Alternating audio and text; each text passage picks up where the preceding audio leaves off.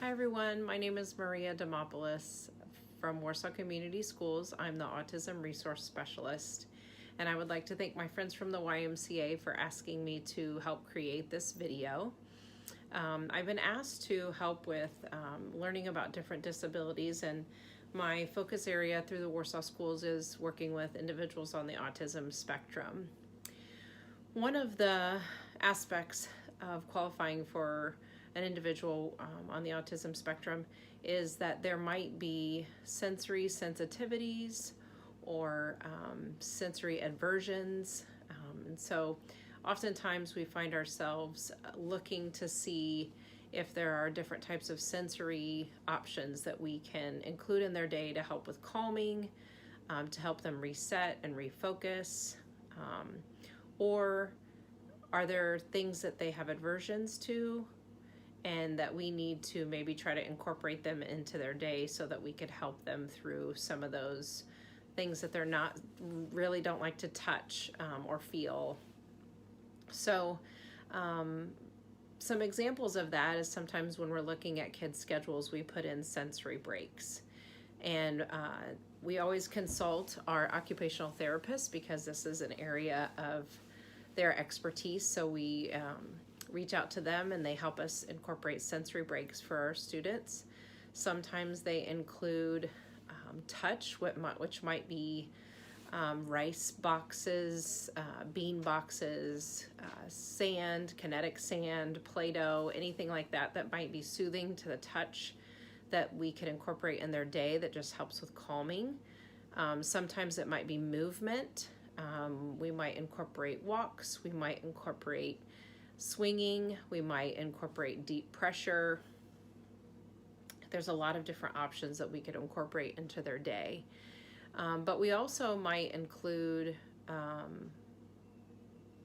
different types of textured foods that they like to eat or chew or things like that, just to help with the oral sensory. We also might incorporate some listening, such as music, nature sounds, things like that. Incorporate those into their day to help with calming or maybe just to help them with aversions that they might have to that. So my friends at the Y asked me to help create a little activity that you could be doing, and I came up with a little idea about making a sensory collage. What I like about this is I had a lot of these things at my home, but I did kind of go a little crazy. Went to the Dollar Tree, didn't spend very much money, and just walked around the aisles trying to find things that had different textures, different feel to them, and went there, got these items, and didn't spend that much money, but I also looked for things that I already had in my home. So what you'll need is a piece of cardboard, and I simply used an old cereal box. What I like about this is that it can kind of fold in half at the end and kind of be taken with you wherever you want to go at the end. So if you need to take it in the car with you to go somewhere, to a doctor's appointment, on the way to school, if you need to move it from place to place in your house, you can.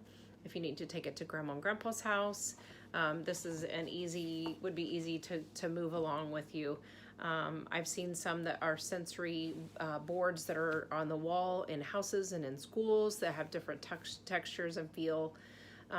But this one I wanted to do just kind of a collage. So some things that I got were, this is actually just a simple little makeup sponge. This is just a small ice pack that you freeze, but I'm not gonna freeze it. We're gonna glue it onto our sensory collage. This is just a strip of like rubber lining that you can put in your cabinet drawers. This is just some twine for ribbon. This is actually like an exfoliating washcloth, and it has a different texture to it. I've got some feathers here. I have some little pom-poms. I found this is a little bow that goes on like a present. I found some ribbon that was actually kind of beaded or sequenced. And I also found this is like a dusting cloth. It's kind of a soft furry. So basically what you would do is just take your glue. I bought glue too. And, you know, put the glue on your pieces, set them around. I kind of pre-cut mine so I knew where everything would be going. Kind of making a mess, but that's okay. We'll let the glue dry all at the end. And then maybe I'll include a photo after it's all dry. But you just want to glue your pieces onto your board and set them where you want them to be. Position them where you want them to go. Again, this is just helping with different sensory sensitivities that the individuals that you work with might have. Again, you can make sensory tubs. We have lots of different sensory tubs that we use within Warsaw schools that include rice and beans and Orbeez and things like that they feel good to the touch. And so you can make sensory tubs like that if you want to. This is more of just a craft and activity to do and teaching you about different sensory sensitivities. You want to be careful that when you are introducing maybe some aversions to sensory, that you introduce them slowly. Don't overwhelm them too much with too many different sensory textures and things like that. You want to kind of do it slowly so that you're not overwhelming the individuals and their aversions that they have. And definitely please consult your occupational therapist. We rely heavily on them to give us ideas and you know, what we could be doing with our individuals, and we incorporate those into the day. So, you know, we rely heavily on our staff that way so that we can all be working as a team. You can also be consulting with parents. Sometimes they have some good ideas of helping kids learn how to calm, their own children learning how to calm, and they may have experimented with things that have worked over the years. I've seen lots of parents come with really great ideas, and we incorporate them into their day. We appreciate that as well too. So, you know, just when you're working with individuals on the autism spectrum, make sure you take into consideration that there may be sensory sensitivities, but they also may really like some of these sensory textures and touches to be able to help them cope and manage and get through the day, and they might be really calming to them. So again, I went and found these things at the Dollar Tree. It was really inexpensive.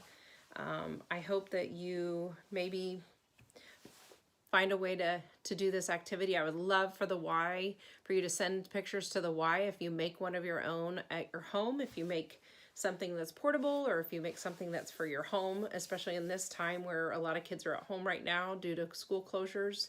So if you make something, it would be great if you sent those to the Y or uploaded them to the YMCA, tag the YMCA of pictures that you've made of your own sensory collage, or made something that more stationary in your home. But I would love to see those. Mine is drying. I might have to do some re-gluing as things dry. Our sensory collage. Here's my beaded ribbon, my fun ribbon, my sponge, my duster, the cabinet liner, the ice pack, some